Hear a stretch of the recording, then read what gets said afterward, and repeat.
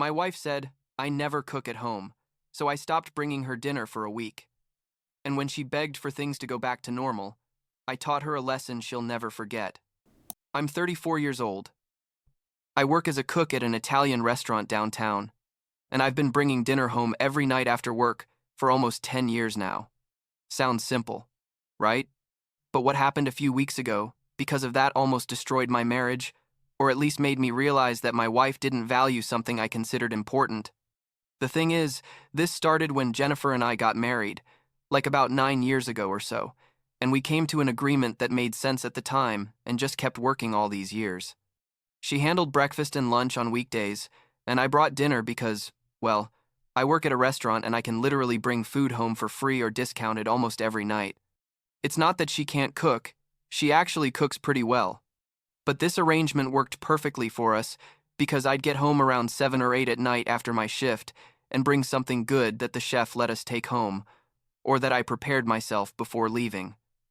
We have 2 kids. Tyler is 8 and Emma is 6, and they're used to Dad coming home with dinner every night. You know, it's part of our family routine and they love it because sometimes I bring fresh pasta, or lasagna, or chicken parmesan, stuff that kids go crazy for. The problem started about a month ago when Jennifer invited her friend Stacy over for a girls' night at our house. Stacy has been divorced for like 2 years, I think, and she's always talking about how useless her ex-husband was, like he never did anything around the house. That he was lazy. Basically paints him as the worst husband in the world. And look, maybe the guy was like that. I don't know. I didn't know him well. But Stacy has this attitude that all men are the same and that women always do everything at home while husbands do nothing. That night, I got home from work, like always, around 7:30, and I brought a big tray of ravioli that the chef had made, especially because he knew Jennifer had company. I came in, through the kitchen door, said hi to Jennifer and Stacy, who were in the living room drinking wine, told them dinner was ready and that I was going to serve the kids first. The kids ate quickly because it was Friday and they wanted to watch a movie. So I sent them to their room with dessert and stayed in the kitchen cleaning up a bit while Jennifer and Stacy kept chatting in the living room. And here comes the part that hurt. You know, because I didn't expect it at all. I heard Stacy ask Jennifer something like, "Hey, does your husband cook at home or just at the restaurant?" like in a mocking tone, and Jennifer laughed and said, "Oh no, Marcus never cooks here at home. He only cooks at work."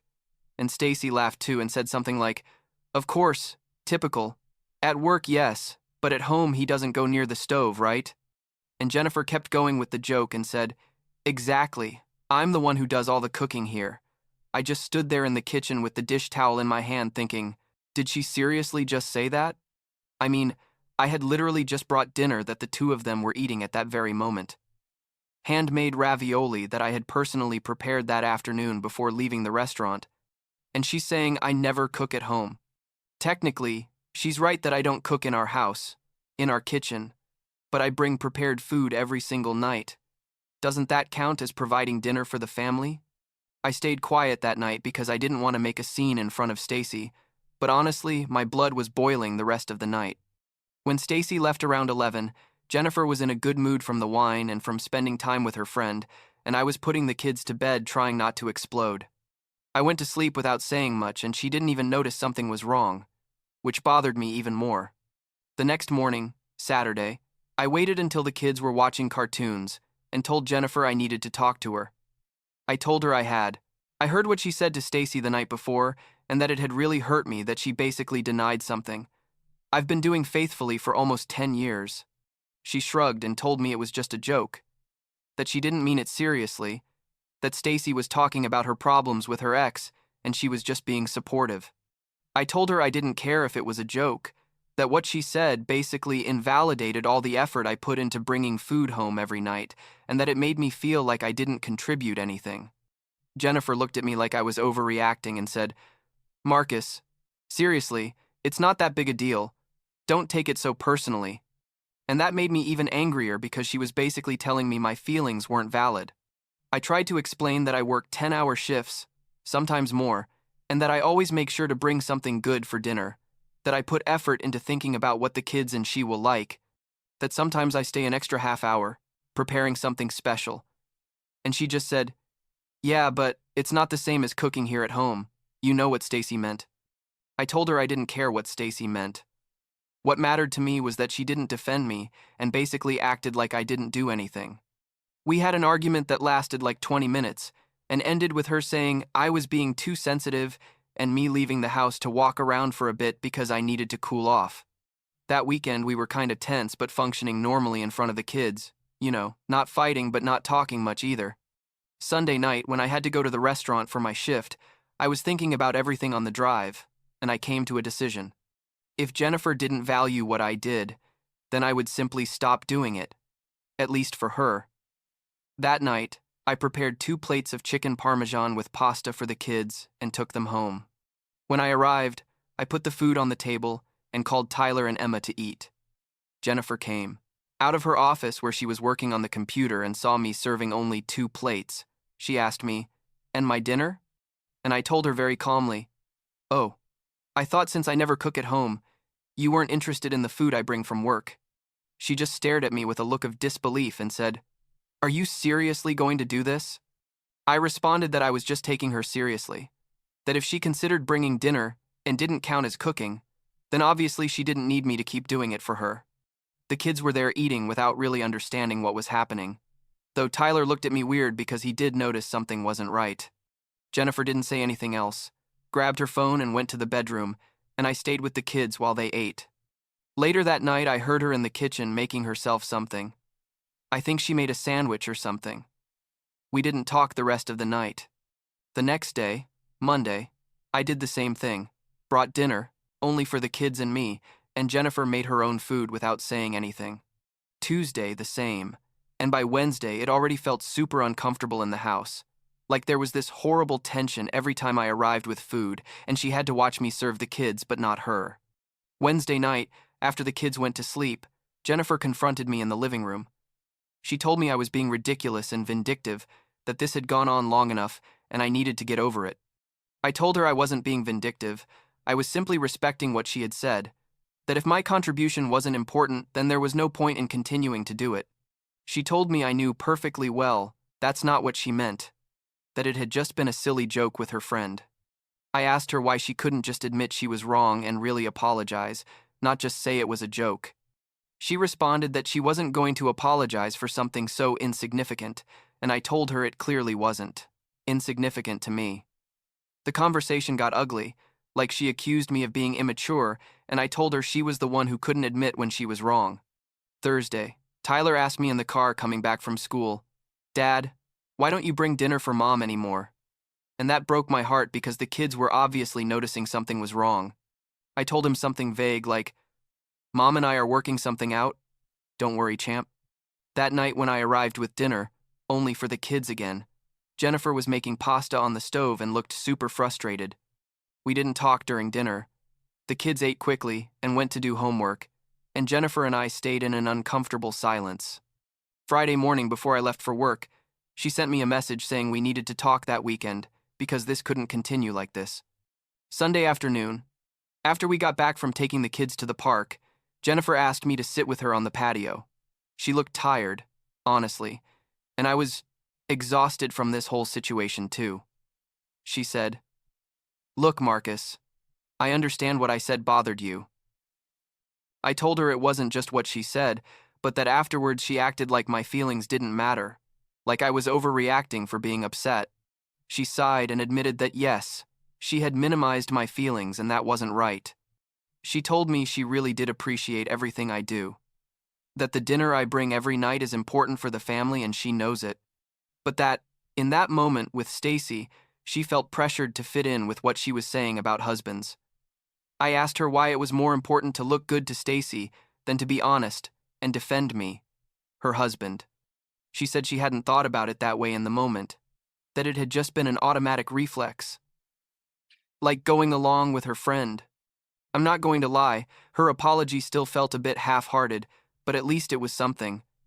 I told her I needed her to understand that what I do has value, that it's not just bringing food. It's thinking about the family every day. It's making sure we have a good dinner and that I contribute to our home in that way. She nodded and said she understood, that she had been insensitive. We agreed that I would go back to bringing dinner for everyone on Monday, but I made it clear that if she minimized what I do again or made jokes like that with her friends, we were going to have serious problems. She promised me it wouldn't happen again. Monday, I came home from work and brought a huge lasagna. I had been preparing all day at the restaurant, like I went extra hard because I wanted the first dinner back to normal, to be special. Jennifer met me at the door with a genuine smile and helped me set the table. During dinner, she specifically thanked me for the food, in front of the kids, and said something like, "Dad always brings us the best dinners, and we're very lucky to have him." The kids were happy, things were back to normal. I think they had been worried, even if they didn't express it directly. That night when the kids went to sleep, Jennifer and I sat on the couch and she told me she had been thinking a lot about everything, that she realized sometimes she took what I did for granted because it was part of the routine, but that didn't mean it wasn't valuable. Things got a lot better after that. She started thanking me more often for dinner. Like, not in an exaggerated way, but acknowledging the effort. About 2 weeks later, Stacy came to visit us again on a Friday night, and I mentally prepared myself to hear another comment. I came home from work with some lobster ravioli that the chef had made, specially because we knew it was Jennifer and Stacy's friendship anniversary or something like that. I don't remember exactly. I put the food on the table and Stacy made a comment like, "Wow, Jennifer, how lucky you are that your husband brings you dinner from the restaurant. My ex would never have done that, and here comes the part that made me feel really good." Jennifer looked at her and said, "Yes, Stacy. Marcus brings dinner home every single night without fail. It's been like that for years. It's his way of contributing to the family, and I appreciate it very much." Stacy was quiet for a moment, and then said something like, "Oh well, that's different then. I thought he never cooked." And Jennifer responded, "Well, you thought wrong. He cooks every day, just at the restaurant for us, and that counts the same or more." I was in the kitchen when I heard that, and I'm not going to lie. I got a lump in my throat because I finally felt like she truly valued me and didn't care about looking bad to her friend by telling the truth. After Stacy left that night, I thanked Jennifer for defending me, and she told me she was sorry for not doing it from the beginning. That she had realized during this past week how important it was for me to feel appreciated and respected. She explained that with Stacy, I always felt a bit intimidated because Stacy has very strong opinions about everything, and sometimes it's easier to agree with her than contradict her, but that she realized that was wrong when it meant throwing her husband under the bus. The following Saturday, Jennifer surprised me because she told me not to go to the restaurant that day, that she was going to make dinner. I had the day off anyway, but normally I still bring something home. It's the habit. But that day she insisted she wanted to cook for me, like reverse the roles. She made a roasted chicken with potatoes that turned out pretty good, honestly, and during dinner she told me she wanted me to know that she could also make the effort to cook when necessary, that she didn't want me to feel like everything fell on me. But I told her I appreciated the gesture, but that, honestly, I liked bringing dinner, that it was part of my routine and it made me feel good to be able to provide in that way for the family. She took my hand and told me she understood, but that from now on she was going to make the effort to be more grateful and not take what I do for granted. It's been like 3 weeks since all this, and things are much better, honestly. Jennifer now makes positive comments about dinner almost every night. Not in a forced way, but genuine. Like she says things like, "This is delicious, Marcus, thank you for bringing it." Or, "The kids were asking what you were going to bring today because they loved yesterday's." And I feel like my effort is finally recognized. We've also been talking more in general, like communicating better about things that bother us before they become big problems. She told me a few days ago that this experience taught her that sometimes we assume our partners know, we appreciate them, but it's important to say it and show it, not just think it. Last week, Tyler asked me in the car, "Dad, are you not mad at Mom anymore?" And I realized the kids had picked up on more than I thought during all that drama. I told him that Mom and I had a misunderstanding, but we had already resolved it by talking, and that it's normal for people who love each other to sometimes disagree on things, but the important thing is to solve problems with respect. He nodded and said, "Okay, I like it better when everyone's happy in the house." And that reminded me that my actions didn't just affect me and Jennifer, but also our kids, and that we had to be more careful.